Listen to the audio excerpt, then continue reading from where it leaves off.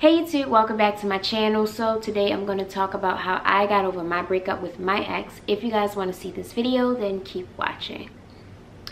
We're about to talk about the boy. Oh, the boy. What's his name? It's like, no, I would never be that person. I'll always remember my ex name because I loved him at one point. Okay, so obviously as girls, as women, we all go through breakups. If you manage to like avoid a breakup in your life, like you are goals. I just went through my first big breakup as an adult with my ex maybe about a year or two ago. So I want to give you guys the steps on how I got over my breakup. So obviously when you first break up, you got to get used to not being with the person that you were always with. So that was the hardest part. I was with my ex day in, day out, every day, like talk to him every day. So when I broke up with my ex, the first thing I did was I ceased all communication. I did not contact him by phone, not by Facebook, not by email, not by MySpace, not by Instagram, no DMs, no nothing. My breakup was very, very messy. So it took a lot of that to get to an official breakup, right? So right before the official breakup, we talked, we realized that it's not, you know, both of us had, you know, you want it to work out because this is the person you love, this is the person you're used to, the person you've been with. So you're in this like don't leave me phase, like okay, like don't leave me type of phase, and that's for both of you. But when it just got to the point where it was just too much. Literally the last time I talked to my ex was the day that we basically was just like, okay, don't call me no more type of thing. That was the first thing that was helpful in breaking up with my ex. The reason that's helpful is because a lot of times you get like Nicki Minaj say that DM from your ex, or you're DMing your ex. I sent my ex one email and that was to apologize for everything I did, just to get it off my conscience, you know, just like, you know what, you're right, I was a little young, I fucked up, I was fucked up, and it was fucked up. I owned up to my shit. I sent him a nice email to apologize to him, and that was the last time. So like I said, when you first break up, you go through this texting thing, you know, you're smashing your ex but y'all aren't together type thing. Like, don't do any of that. That's number one rule. Don't smash your ex, don't contact your ex, just let it go unless you decide to work on what you have. If you decide to work on what you have, it should be a mutual decision, not kind of like this up in the air thing. Okay, so the next thing I would say is to be aware of how you feel. So when you're in your relationship, don't ignore red flags. So if you feel a certain type of way about something, speak on it. And same thing with going through a breakup. You know how you felt in the relationship, and the red flags that stood out to you in the relationship, the things that made you angry, the reason that made you break up, always remember that feeling. That will prevent you from going back to your ex. So the way, even throughout the breakup for me, like I said, I had a nasty breakup. So throughout the breakup, I remembered all of the bitches I was called, all of the hoes, all of I mean, any name you can think of, I was called it. I was told I was gonna be a bad mom, like a lot of shit, right? And I kept reminding myself that this is not a person that I want to be with. So I just remembered and reflected on all of the feelings that I had in my relationship and throughout the breakup. Okay, so my next one is talk out loud. So this sounds really weird, but a lot of times we internalize feelings, and you know, we don't tell people about certain feelings we have because we don't want to seem too vulnerable, we don't want to seem too much, we don't want to seem like we're not together, right? The best therapy you can have is to talk out loud, whether it's to your mother, whether it's to your grandmother, a friend, whoever is there to listen. I'm going to tell you the way that I did it, because at the time, sorry, I'm adjusting my thing, but at the time I didn't have like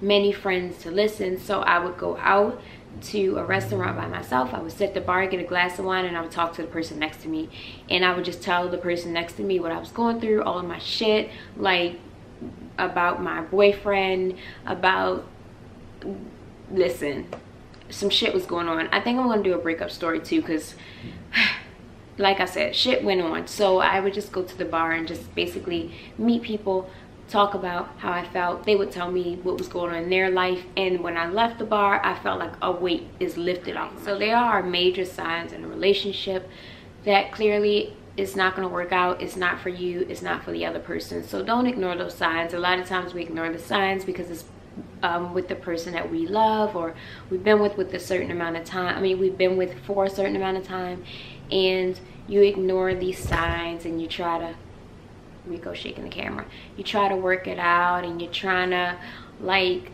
hope it doesn't happen. You're hoping things change, when really, y'all, the moment you feel like it ain't it, cut it off. Like, I don't know how to explain it, but when you know when it's just not it, it's just not gonna work out. Loving somebody is hard, y'all. It's hard, but certain things are just, you know, you just know what you're not gonna deal with, basically. So this is one of my favorite ones, my most important ones, y'all, because this one goes right under the radar and it's so important, right? Listen to the people who love you. So you choose people in your life that you trust. You choose people in your life to be close to you, around you, that you love, that love you, right?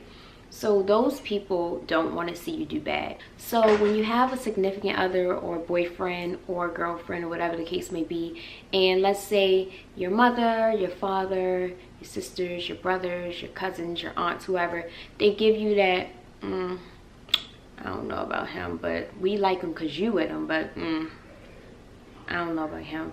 Take heed to what people say. You don't necessarily have to break up with someone or discard someone just because your aunt don't like them. The people who love you only want to see the best for you. They want to see you happy, and they can see, you know, like Eve said in her song, love is blind. So they can see things that you can't see. And for me personally, a lot of things that I kind of knew was going on or I ignored were things that were blatant to other people, especially people like moms, and especially people like grandmothers, because they're wise. They've been doing this. Men aren't new. The shit men do, trust me, is not new. It's not new. So they've been doing this. They do this, like, they done it. So they kind of can give you wise advice, good advice. Especially, listen, y'all, honestly, when my ex, my grandmother sat me down before, and this is so crazy to think about. My grandmother sat me down before in the kitchen, and she said, you're gonna spend all this time with this boy, and I can tell by the way he look at you that he's gonna walk down the aisle with another woman. And I was like, huh, you're crazy. No, not my man. No, he ain't. He's gonna be right here with me. And lo and behold, y'all, it's 2018. That was when I was 21. Me and my ex didn't break up until I was late 26. So my next one would be to get a book. This sounds crazy, y'all, because it's like so old school. Nobody gets books anymore, I don't know. Get a book. I have a book. They got them at Marshall's, they got them at TJ Maxx, they got them at the dollar store, whatever. You can get a composition book. Get a book, right? When you get your book, write down everything that you feel. Biggest tip, it's like having a diary, right? Remember growing up and having a diary, and you would lock your diary because you don't want anybody to know your deepest feelings.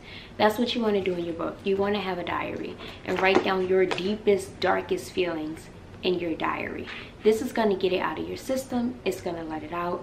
Especially, I know that like when you first break up, you, like I said, tend to text your ex and keep relapsing. Every time you feel like you want to text your ex, text yourself. Write it, text it, get it out, and then send it to yourself, or write it in your book.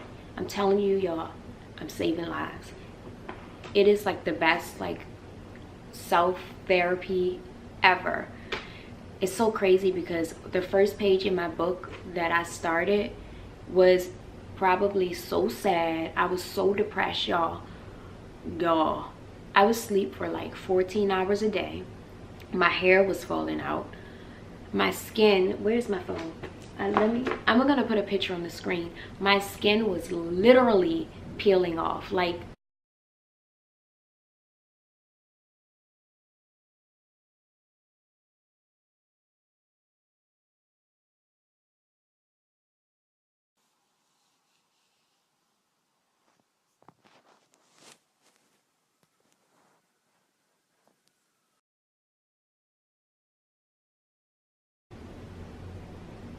y'all, I was like a mermaid. My hair, like, literally I could peel chunks of my skin off. Like, I was so in such bad health. I wasn't really eating. The lowest I've been is 82 pounds, y'all. Like, I'm 5'1". I was 82 pounds. And I know the first page of my book was so sad. And if I were to write a page right now about how I feel right now, y'all, the difference in my first page and my last page, it would be like, that's not the same person. It's no way that's the same person. It is such a huge therapeutic help when going through a breakup. Get a book and write in it. So many people are scared of this, and listen, this is like the first priority on my list, is to be selfish. If you loving someone compromise your own happiness, your own health, your own morals, or whatever the case may be, it's okay to be selfish, to make a decision, to do what's best for you. Every decision you make, consider the outcome, right? So with me personally, in my breakup, I made decisions that I did not consider the outcome, right? But the decisions I made, I don't regret it, because I knew that at that time I was not happy. So it brought me to a happier place. So I realized, you know, a lot of people say this, you hear this all the time, it's so cliche, but you know, you have to learn to really be with yourself. And it's one of the hardest things to do. Like, when you are going through a breakup, you're essentially you're by yourself. So you have to learn to sit in your sadness, sit in your pity, sit in your funk, sit in your like ugliness, and sit in your tears, sit in your fatness, eating ice cream or whatever the case may be. You know, people do that. Sit in your all of the like worst words you can think of, your depression, your anxiety, all of these things. You have to sit in those things with yourself, right? And you got to save yourself, because nobody is gonna save you. I made a decision to basically flip my entire relationship upside down and try something new. I was like drowning in my own relationship, and I tried something new, and something new worked out for me. I felt it inside of me that this is what I needed to do and what I wanted to do. And it is selfish. And you know how many times I've been called, like I said, a selfish bitch. You're selfish, you only think about yourself. And I remember, like, when I was so younger, a lot younger, I used to feel like, oh my God, I am selfish. Let me stop being selfish and give to you and give to you and give to you. And y'all, I'm gonna tell y'all my breakup story, like I said. But I did that, and biggest mistake listen. So I don't feel like my ex is the worst person, and I'm so happy that we parted, because I think our time was done. Could we manage to squeeze out a little more out of the relationship? Probably so. Had we conformed, had we held a lot of things in, had we maybe went to therapy, like squeezed a little bit more years out. But he knew what he wanted, I knew what I wanted, and it just wasn't each other.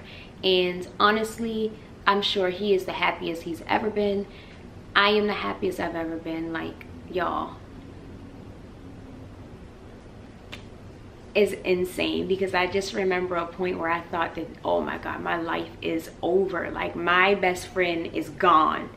And now I'm just like, what best friend, y'all? I'm not even. It taught me so many things about myself, so many things that I will never deal, like, and my mind is blown at the thought of the things that I dealt with. Like, it's no way. It's no way. I will never, ever deal with anybody that treats me that way, talks to me that way. Like, y'all, I have a friend that knows me and knows his new girlfriend, right? And she asked me, you know, what happened, asked me everything, and I just was like, you know, it is what it is.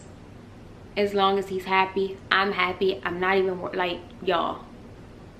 And so she said something that really stuck out to me, and I was like, oh my God, that's so true. And what she said was, she know her too, just as much as she know me, right? And she said, you know, it's really crazy, all of the stuff that you just explained, I really hope that that's not happening to her. Only thing I can say is y'all gotta find, just as women, like, we gotta find our strength, we gotta find our common sense, our gut instincts. We gotta stick to that stuff, hold on to that stuff, because y'all, it can save your life. Everybody got their own agendas, and that's fine too, but you have to always know what you deserve. I'm so happy I took the time to sit in my breakup. I'm so happy I took the time to date through my breakup. And only thing I can say is, like Ariana says, I'm so fucking thankful for my ex. If you guys love this video, don't forget to thumbs up the video, subscribe, and don't forget to follow me on Instagram. And I will catch you guys later. Bye.